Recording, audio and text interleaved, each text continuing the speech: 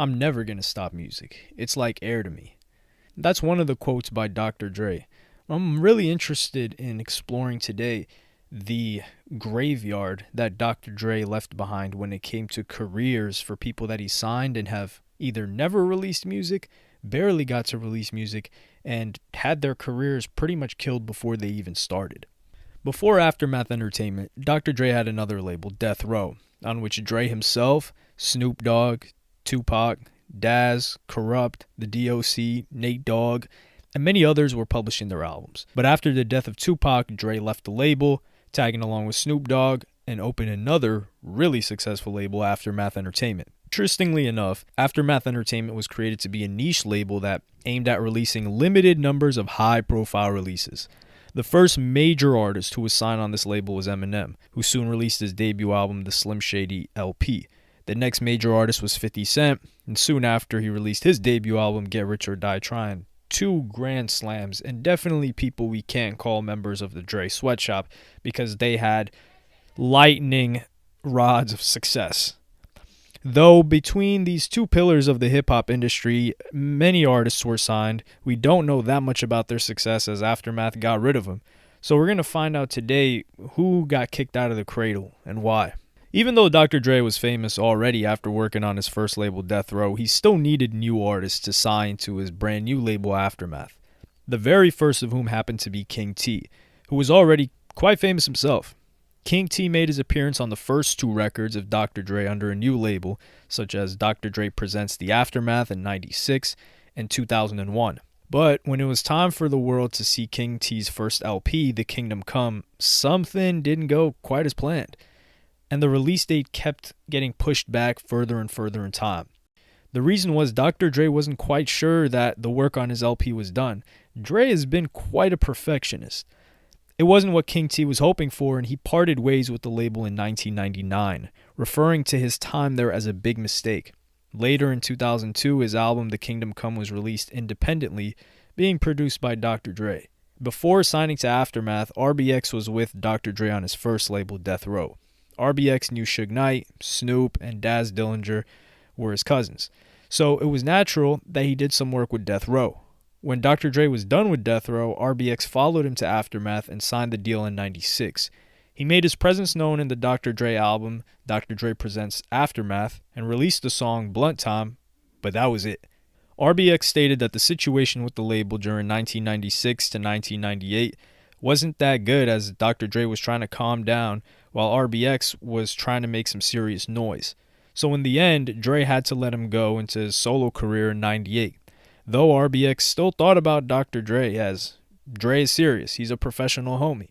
It was 1997 when Dawn Robinson was welcomed into the team of Aftermath Entertainment. Before that, she was part of an all-girl group, En Vogue, with whom she parted ways for the first time in '97. Dawn wasn't with Aftermath for very long despite her words.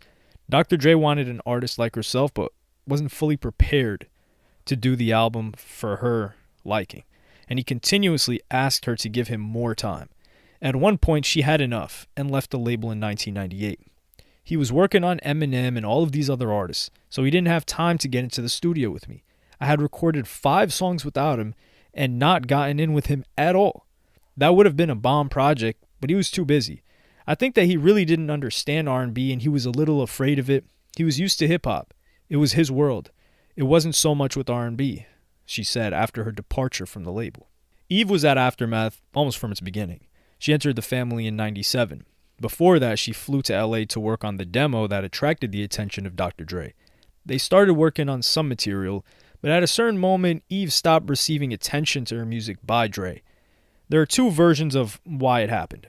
As Dr. Dre said in his interview in XXL May 2004 issue, he didn't get the chance to continuously monitor Eve's material because he was working on his 2001 LP. But Eve said that it happened because in '98, Eminem was welcomed into the family. I would literally show up to studio sessions that I wasn't supposed to be at where I knew Dre was going to be and be like, so when am I recording? When are you going to put me in a song? What's going on? And soon, this kind of behavior stopped being tolerated by Dre and Eve left the label. She was devastated. Though she did return in 2004 and was working on the album that didn't get released once again. probably because she and her musical material didn't receive the needed amount of attention from Dr. Dre once again, and she finally left the label for the last time in 2007. Perhaps the shortest that one artist or group in this matter was on the label is The Firm, which consisted of AZ, Foxy Brown, Nature, and Nas. They signed in 97 and released one album, actually an album released on a Dre record label, The Album, that was more a failure than a success. After that, they left the label and pursued their personal careers separately. The Last Emperor came to Aftermath in 1997 when the label was in some sort of drama that was caused by Interscope telling Dr. Dre what exactly is expected of him to publish. And it better be something that would let him and them get a crazy sum of money. So, Doc and The Last Emperor were thinking about how they should create this album. And The Last Emperor was kind of a prodigy or a budding prodigy of Dr. Dre when it came to lyricism. But then Dr. Dre was caught up doing whatever Interscope was telling him to do, and with time, The Last Emperor felt more and more neglected, up to the point that he left in 1998. Before signing the huge deal with Aftermath in 2000, Rakim was a bona fide superstar in the 80s and 90s through his music and released albums, which resulted in creating the fundamentals of hip-hop. So it's natural that Dr. Dre wanted to sign him to Aftermath. We just signed Rakim to our label straight up. Rakim is on Aftermath, and the name of his album is going to be Oh My God. This is going to be the biggest hip-hop record ever, straight up and coming at you from Aftermath, baby. So F all of y'all. But things didn't go as planned. And as was stated by Rakim's manager, there were some creative differences, which made Rakim leave the label in 2003. At that time, Rakim was forced to continue the search for a label to publish his album. In 2000, Truth Hurts signed to Aftermath label and made several appearances in Busta Rhymes' Breakin' Neck, Dr. Dre and Snoop Dogg's The Wash, and D12 Nasty Mind. In 2002, she released her first album, Truthfully Speaking, on which a lot of people with big names were working, such as Dr. Dre, Timbaland, DJ Quick, and High Tech. The track Addictive was in the top 10 hits, and also a matter of a huge scandal. And it was all because Lata Mangeshkar's song, this was an Indian song that I'm having a very difficult time promoting, was used in the chorus as a background. The price tag was $500 million, with the notion that the album could be released only when the proper credits to Mangeshkar were in place. It was enough for Truth to leave the label in 2003. Hitman is another rapper that joined Aftermath at its beginning. He was rapping alongside other artists and Dr. Dre himself in 9 tracks from Dr. Dre's 2001 album. But as in previous cases, when it was time to work on Hitman's album, Dr. Dre couldn't spare some free time, which resulted in Hitman feeling helpless and unable to really move his career forward. Also, Hitman stated that Dre could only be enthusiastic about another artist project when he wasn't focused on a project of his own. Those who were fortunate to be around when Dre wasn't 100% focused on his own album were the ones able to launch their careers. But those who were positioned to springboard off of a Dr. Dre album, like 2001, got lost in the shuffle. If he's focused on his album, all your energy is focused on helping him see his vision. Once he doesn't have enthusiasm about what you're doing, it wanes. With that, Hitman parted from the label in 2001. 50 Cent. It was 2002 when 50 Cent and his homies came to Aftermath Entertainment. As we mentioned already, Dre created a label for 50 Cent to channel his and his homies' music through there, which is G-Unit Records, but he was still producing it. His album Get Rich or Die Tryin' was almost done, and it was a matter of one of 2 songs being chosen to be the single, If I Can't or In the Club. 50 had already discussed it with Eminem, and they agreed that it should be the latter. When the whole team was gathered, Eminem said out loud it should be In the Club, and the entire room got wild and shouted the same.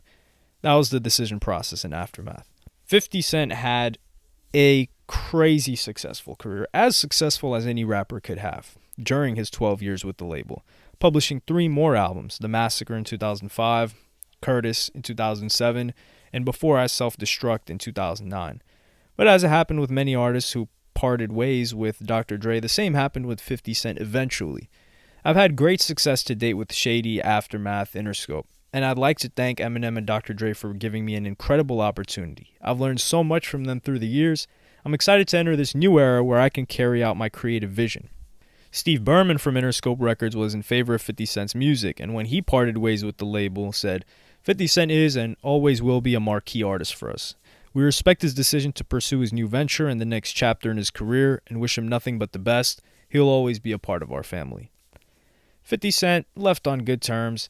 He really focused on a completely different career in other venues outside of music, and one of the biggest successes of Aftermath. Before Dion was welcomed into the Aftermath Entertainment family, he took part in the talent showcase that was organized by High Tech in 2003. To cut the story short, Dion won the contest and got to work on his first album with High Tech. That was when Dr. Dre heard him singing, and as Dion said in one of his interviews, I guess there was always an interest in my music from Dre. A year or so went back after that song, and me and Tech just kept recording together, and Dre got a chance to hear more records, and he said, welcome to the team. Dion joined the huge Aftermath family in 2006. This is a dream come true, said Dion. I'm ecstatic to be on Aftermath, and it's a blessing to work with legends such as Dre and High Tech. During his short 2-year tenure in Aftermath, Dion had an album in the works, but something was off and the release date never came. As Dion said, I think Dre was behind the project. It was just like I said, everything was not in line like it should have been. One day things were in motion, and it seemed like the next it was like, oh, things are just not working out. Consequently, this situation led to his eventual departure. In 2003, Dre signed The Game to his label, and The Game should have started working on his album Aftermath Presents Niggas with an Attitude Volume 1, which was going to be released in 2003. But at that time, 50 Cent was being signed to the label as well, and it screwed with The Game's plans quite a bit. Game was also kind of G-Unit, so he had to fall back in line while the star got the attention. 50 Cent didn't come alone, he had a whole crew. So, what did Dre do? He was forced to create a label for 50 and his crew, but they would be produced by Dre.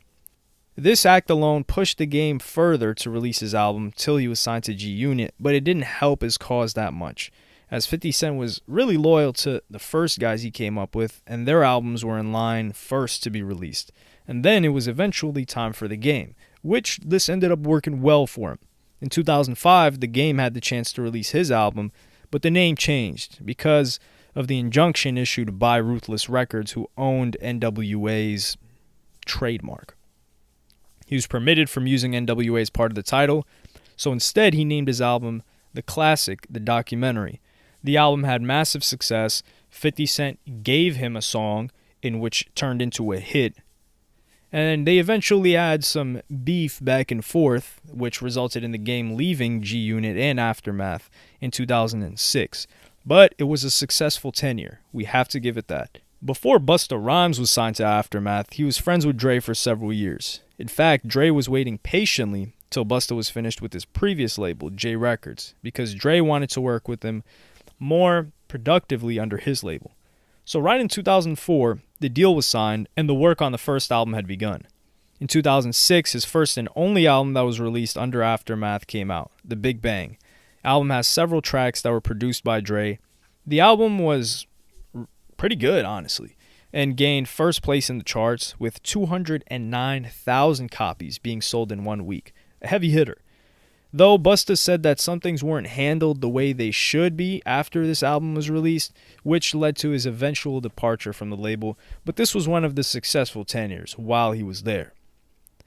Stat Quo, also someone who worked with Eminem and was the manager for Lil Xan. By publishing his Underground Atlanta mixtapes, he caught the attention of Dre and Eminem separately, and Stat Quo was signed to Aftermath and Shady in early 2004. During that time, Stat Quo was working on his album Statlanta and was waiting for it to be released. It was just sitting back and watching a lot of people that I was cool with getting the opportunity to put their record out and just not knowing the business. And in that fashion, several years passed by and yet no result. So in 2008, he left the label and published his album only in 2010 when he pretty much had no buzz. He said everything remains cool with him and Dr. Dre, and he seemed to have left the rap career behind him many years ago for playing a more manager position as well as working within the industry. It was 2005 when Gage became a new member of the Aftermath family, but before that, he spent 2 years proving to Dre he was a worthy investment. And when it happened, it was obvious that he was over the moon and ready to do some heavy work. Aftermath is a dream team. Aftermath is La Onda, which is a wave that can't be stopped. The label stands tall. Aftermath definitely holds the title as the most powerful label of all times. The world is Aftermath. Well, to me, it's a privilege to be in the most respected family around and to be able to get the same opportunities as M, Game, Busta, Eve, Stat Quo, Bishop Lamont, and 50 Cent. It is an honor. So you already know I'm about to take this stuff to the moon. Gage was really looking forward to creating crack rap with the help of high tech, and he had expectations that working with Dre would make the lives of his family and friends better. He was granted permission from Dre in 2006 to launch his label AM/PM, wherever he started to work on his first album. So he stepped to the side from Aftermath in 2007 and just never came back. When questioned about why he left in a 2008 interview, he said the following: "They aren't worried about any artists over there. They're worried about one thing, detox. I could tell things were going sour. I'm not going to sit around waiting. Would you?" Bishop Lamont signed off on the deal with Aftermath Entertainment in 2005. While he was under the label, Bishop Lamont had been working on over 700 songs, most of which were used as soundtracks in various video games, for example NBA Live 06 and Madden 07.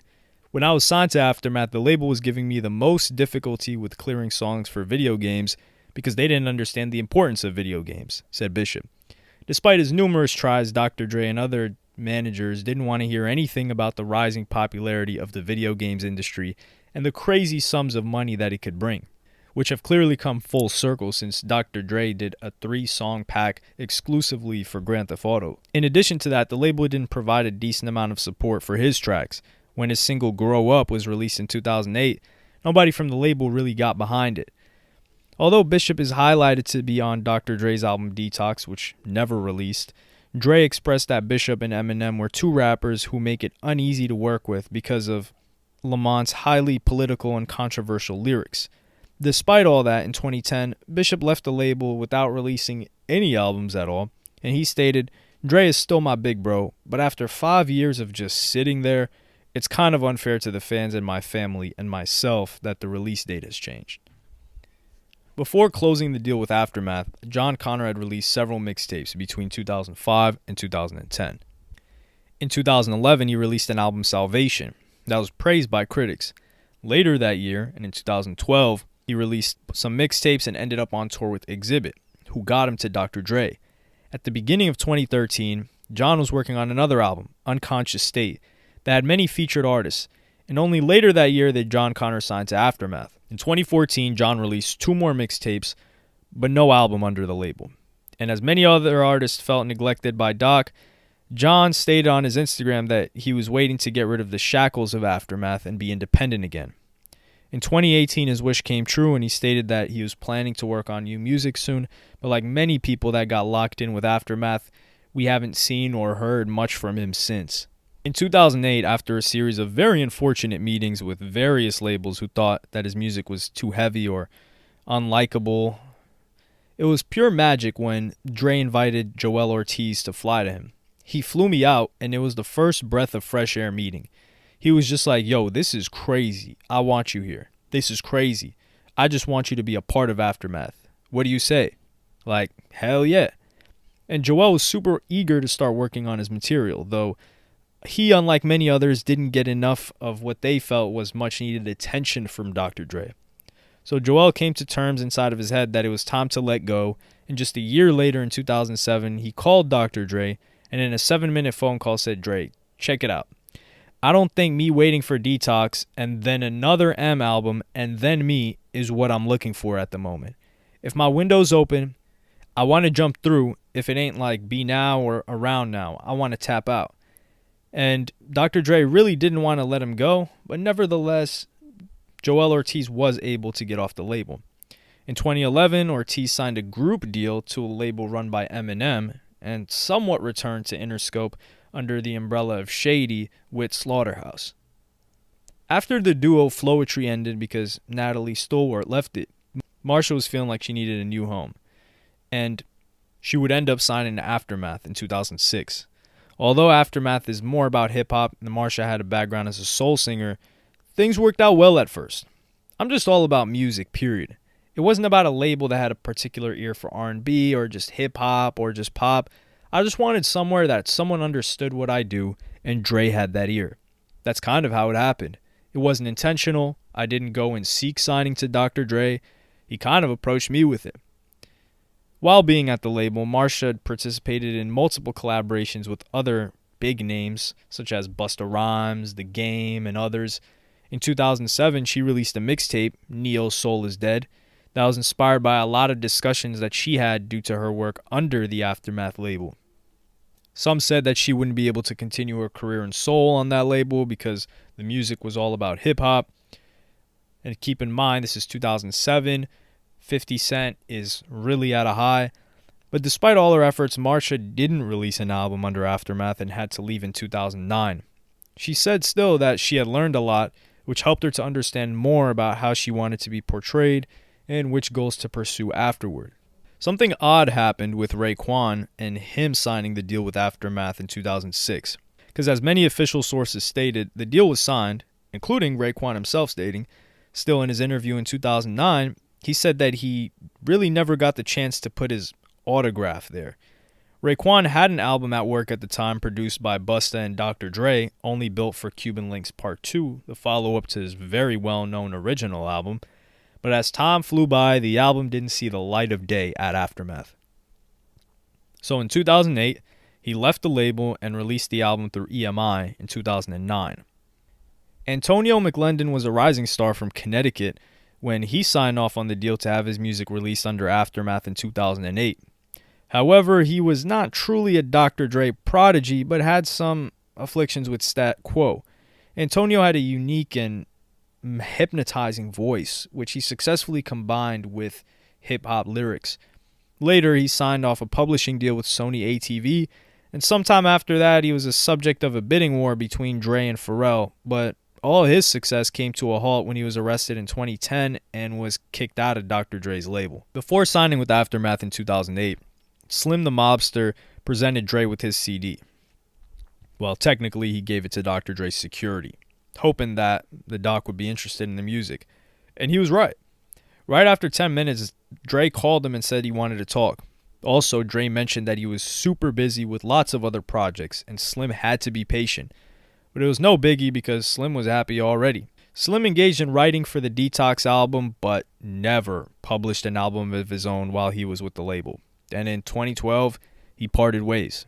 Like many other newcomers to the Aftermath label, Hayes wanted to score big and be the next big name in Detroit's rap scene. Hayes released the mixtape 24 Songs of Power to catch the attention of the huge label, and it was Timbaland who first noticed this mixtape while he was working with Dre on the album.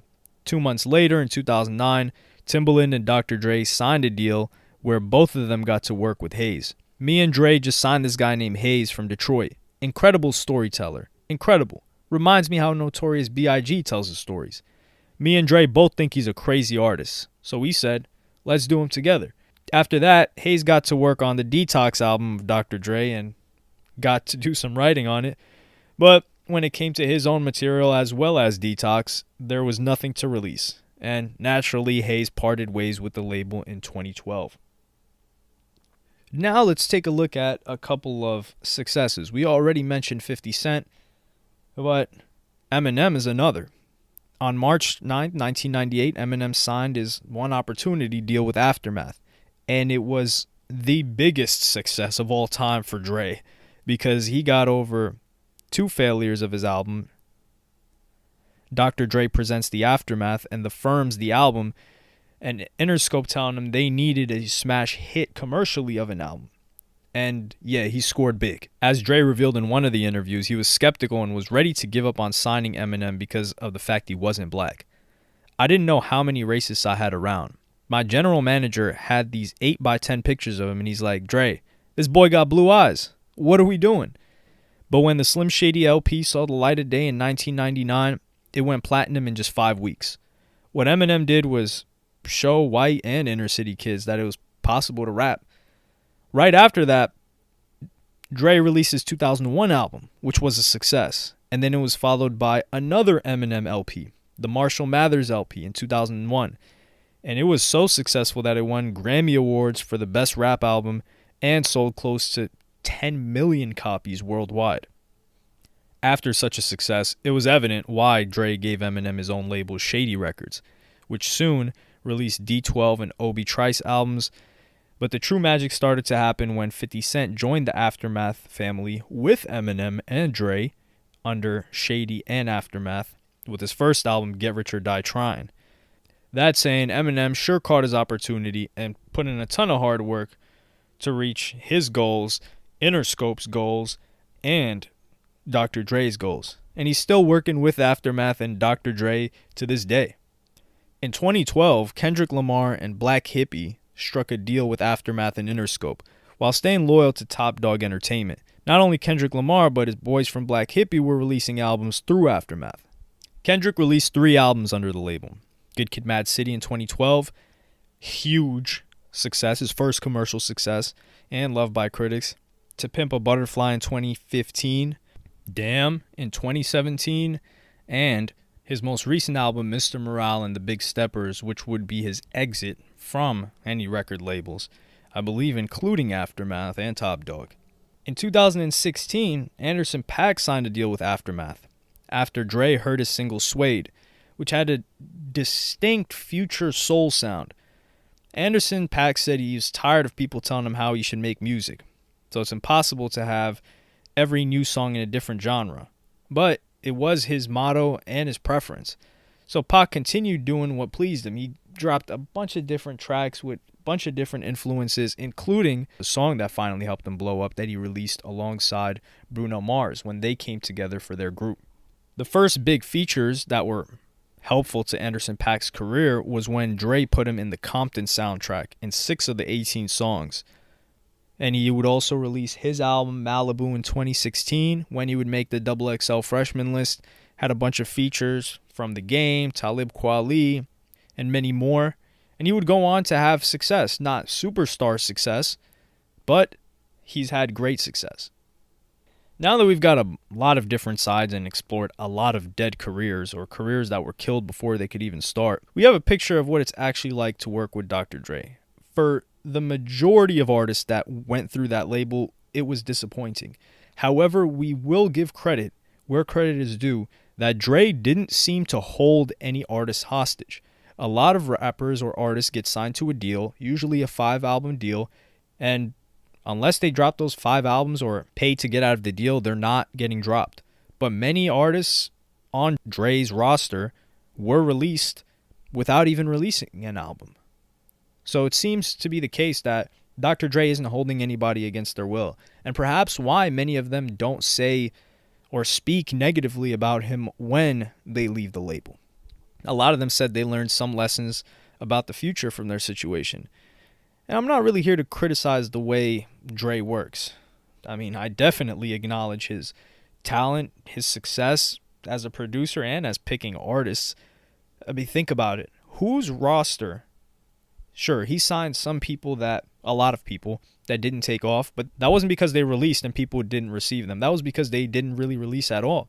And it seems like he's known who to focus his efforts on. I mean, you had Eminem, 50 Cent, Kendrick Lamar, Anderson .Paak, that kind of a roster, and getting those artists really early on in their career, you're a heavy hitter. But it was important to really think about all the other people and the names that we don't remember when it comes to Dr. Dre's record label Aftermath.